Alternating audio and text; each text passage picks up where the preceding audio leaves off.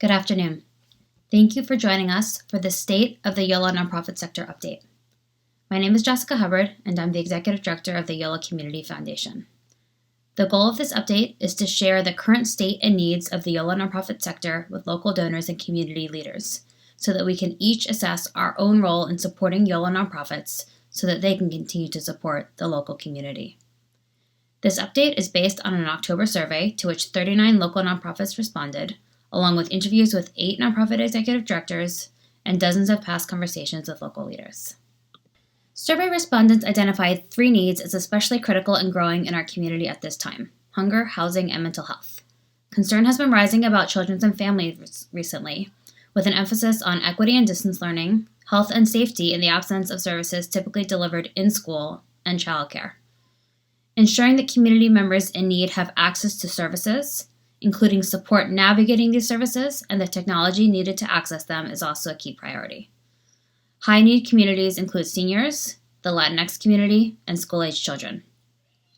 I'm seeing heightened concern recently about unemployment and financial security, with the possibility that businesses will close again this winter. I'm also seeing increased concern about the viability of the local nonprofit sector, which is critical to maintain so that those nonprofits can continue to deliver services, so that we have a robust sector left at the end of this, and because nonprofits are a critical employer. In Yolo County, 6.9% of the private sector workforce was employed by a nonprofit in 2017. That's more than 60% more than the number of people employed by the Yolo agriculture industry in the same year. Unsurprisingly, nonprofit revenues are mostly flat or down, while expenses are trending a bit up. For half of respondents, expenses are up by more than revenues, or revenues have fallen by more than expenses, leaving them worse off. Most of the rest have seen revenues and expenses rise or fall together. As expected, the organizations that have seen revenues go up are all direct responders to the crisis, with funding increasing to help them meet increased need.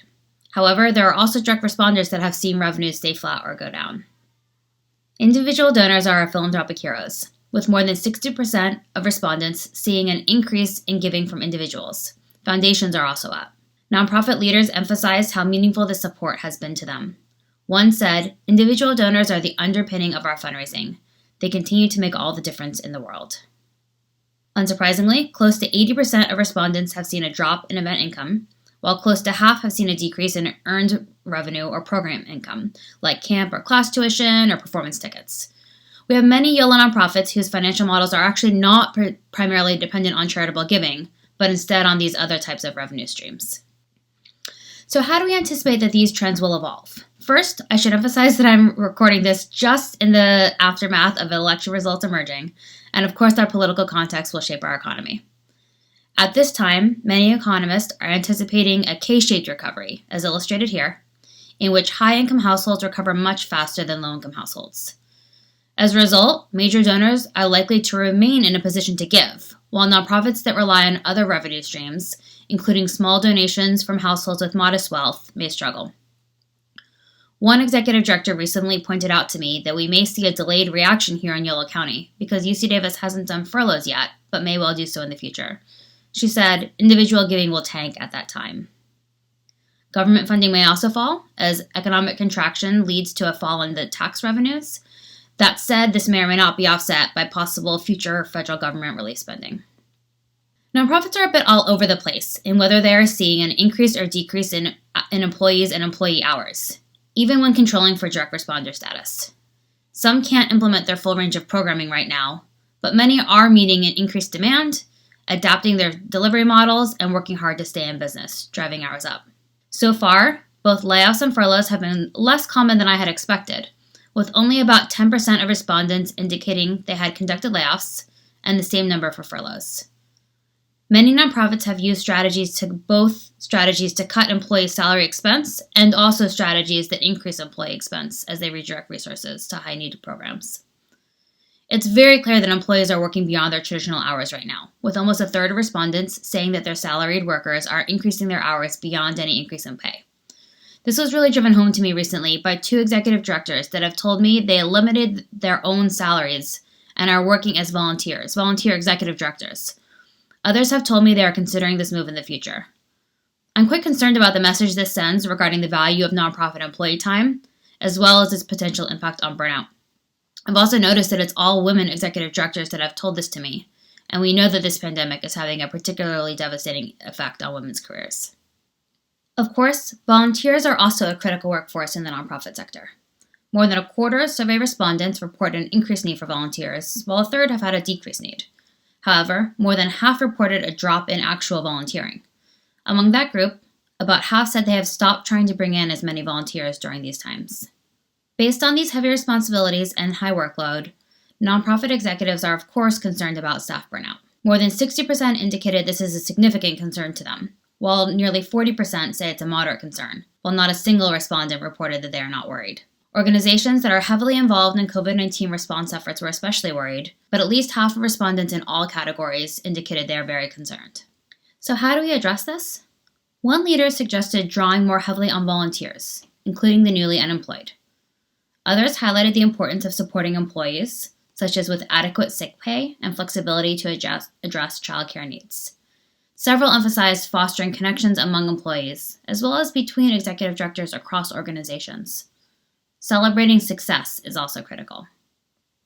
Of course, all of these approaches to preventing burnout require funding, especially unrestricted or overhead support. Donors must give nonprofits the flexibility to invest in their employees. All of the discussion so far raises a critical question. How concerned should we be about Yolo nonprofits closing permanently as a result of this crisis? Nearly 25% of respondents say there is a moderate or significant risk their organizations will close permanently if this crisis persists at least another year. 84% expected a few local nonprofits will close due to this crisis, compared to 14% that anticipate a significant number of closures, and just 3% that anticipate no closures at all. Similarly, 81% of respondents anticipate a few mergers in the coming months. At this time, we are not aware of any permanent closures, though some interviewees said they are familiar with nonprofits that likely can't last much longer. There are indeed organizations that have closed temporarily, but they expect to reopen when conditions allow. So we believe that first responder organizations are generally not at risk of permanent closure. They aren't in great financial shape since expenses are up, but money is coming in. Only one of the organizations that indicated a concern about its own survival is significantly involved in relief efforts. Among organizations that are not very involved in COVID relief efforts, some are in a position to hit pause and ride out the crisis. Often, these are organizations with significant volunteer leadership, few or no year-round paid staff, and low fixed costs. Among organizations that are not direct responders and can't hit pause, those with strong major gifts programs are in a pretty good place, at least for now, as major giving remains strong. So the current risk of permanent closure is especially to organizations that are not core direct responders, that have high fixed costs, and whose revenue models don't prioritize major gifts, especially those that rely on earned income or event fundraising. This looks like many arts and culture organizations, as well as some kind of educational and perhaps environmental organizations, especially those with their own facilities. In fact, arts and culture and education organizations made up more than 3/4 of the organizations that expressed concern about their own permanent closures. Our research turned up moderate interest in mergers. A majority of our survey respondents indicated an openness to consider mergers, though more than 80% expect to see only a few actually happen. Mergers are a significant undertaking, requiring funding as well as education for boards and donors. If local donors see value in nonprofit mergers, then offering to fund the exploration and implementation of such mergers could be a very impactful approach.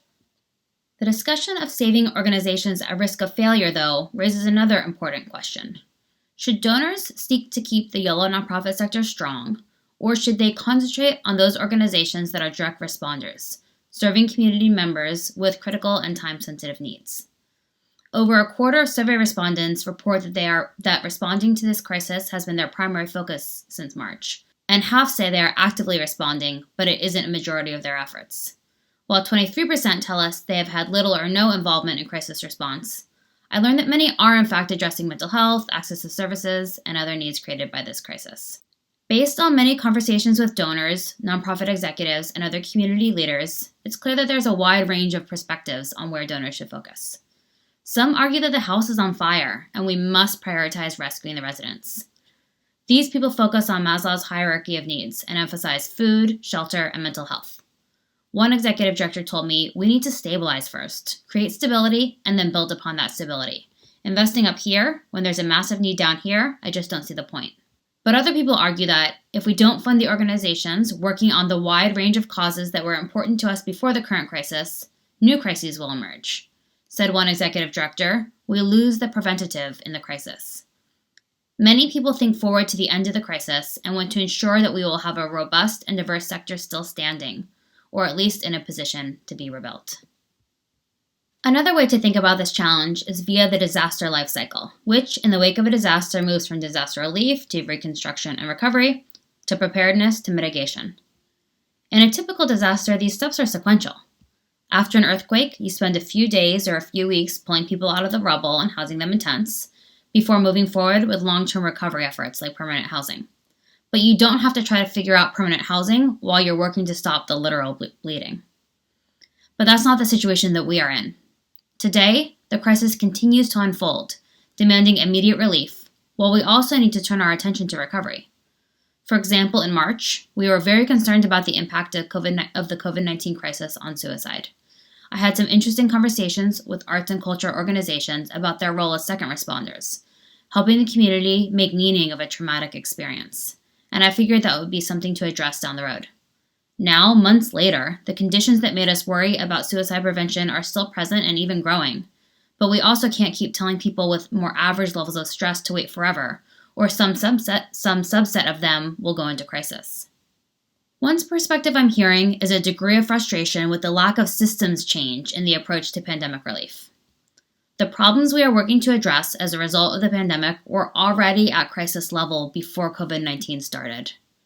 The pandemic has increased those existing needs, as well as awareness of those needs.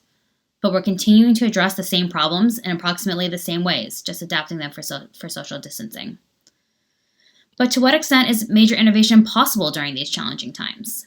Certainly, the past 8 months have required many Yolo nonprofits to evolve. As one executive director told me, this has been a transformative experience, calling all of our leadership and staff members to give of their time and talent in extraordinary ways, to think deeply and critically about the needs of those we serve and how we can be empathetic and alleviate their suffering, and to imagine the possibilities for how this crisis can result in new and better ways of meeting our mission in the months and years ahead. But on the other hand, several leaders suggested that the middle of a crisis just isn't the time to make major changes. Stretching ourselves is challenging when we are stressed. Innovation is interactive and requires engaging with stakeholders, and that's just not easily done over Zoom. It's harder than ever to make time for deep thought. We don't know what the future will look like.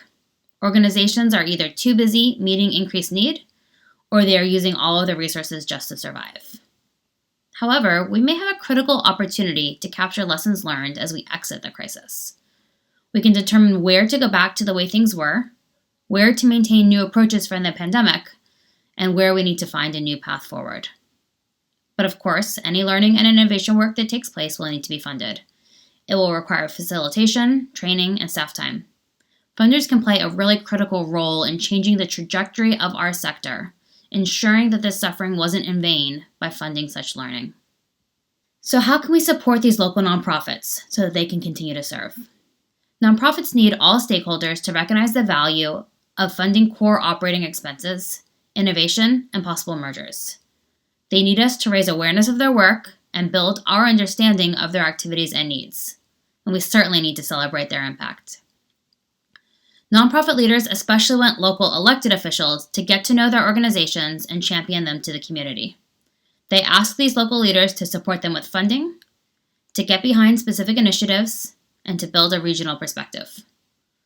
Nonprofits want institutional donors like foundations and companies to make unrestricted grants and fund administrative and overhead costs. They ask us to streamline application and reporting processes. They want us to tap into endowments to keep the sector and at-risk organizations afloat and to help organizations ramp back up as we exit the crisis. They advocate for transparency and communication. Local leaders ask individual donors to talk about the nonprofits they care about. They hope these donors will make monthly gifts and also contribute to very critical year-end giving campaigns, which are major pieces of many nonprofits' fundraising. Think about the organizations you want to be sure will survive this crisis and assess whether they are at risk, then give accordingly. If we each do our part, we can have a tremendous impact. Thank you so much for taking the time to join us for this update on the state of our Yolo County nonprofit sector. I hope you were inspired to consider how you can support these heroes in our community so that they can continue to support those in need. If you would like to engage with the Yolo Community Foundation around giving or around any of the topics discussed today, please don't hesitate to contact us at info@yolocf.org. Thank you.